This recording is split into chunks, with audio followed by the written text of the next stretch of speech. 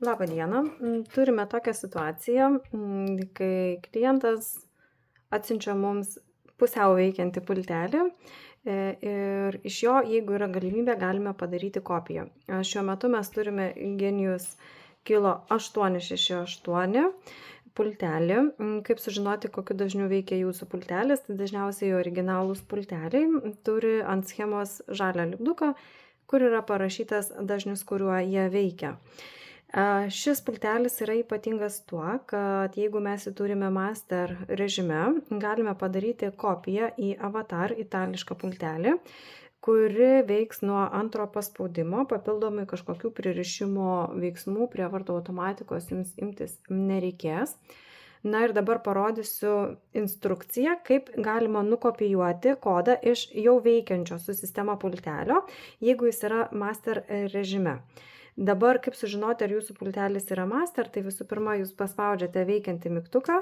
Jeigu jisai sumirks, užgesta ir užsidega, reiškia, kad jis yra master, iš jo galima daryti sėkmingas kopijas. Na ir papildomų kopijų pririšimo nereikės. Tai šiuo atveju mūsų veikiantis mygtukas yra pirmas ir jį kopijuosime. Visų pirma, atidarysime programavimo režimą avatar pultelėje. Nuspaudžiame pirmą ir laikant pirmą mygtuką 4 kartus paspausime antrą mygtuką. Demonstruoju. Paspaudžiu ir laikau. 1, 2, 3, 4. Pultelio LED mirksi kas kelias sekundės. Dabar paspausime veikiantį mygtuką ir LED nustos mirksėti, sustos, tiesiog degs pastovia šviesa. Luktelsime iki kol LED vėl pradės mirksėti ir dabar išleisime slaptą Genius kodą.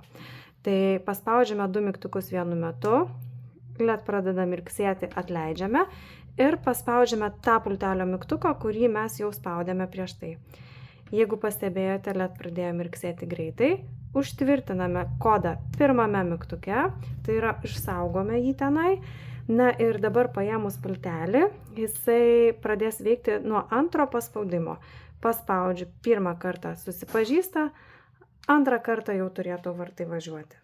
Jeigu kartais nepavyko sėkmingai nukopijuoti, tai galite kartoti antrą kartą. Parodysiu kopijavimo procedūrą antram mygtukui, kad įsitvirtintume visą šią informaciją. Vėl atidarome programavimo režimą. Lygiai taip pat kaip prieš tai, pirmą nuspaudžiame. 1, 2, 3, 4 mygtuko paspaudimai antrojo. Dabar LED mirksi kas sekundę arba kas 2 sekundės. Ir spausime veikiantį mygtuką. LED nustos mirksėti, tiesiog degs pastoviai. Atleidžiame veikiantį mygtuką, 2 mygtukus vienu metu.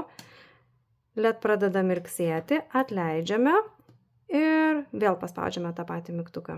Stebėkite, nepavyko, tiesiog prastas signalas. Pabandysime dar kartelį. 1, 2, 3, 4. Paspaudžiame antrą mygtuką, LED sustojo, slaptas kodas. Vėl spaudžiame antrą, arčiau pridėsiu šį kartą.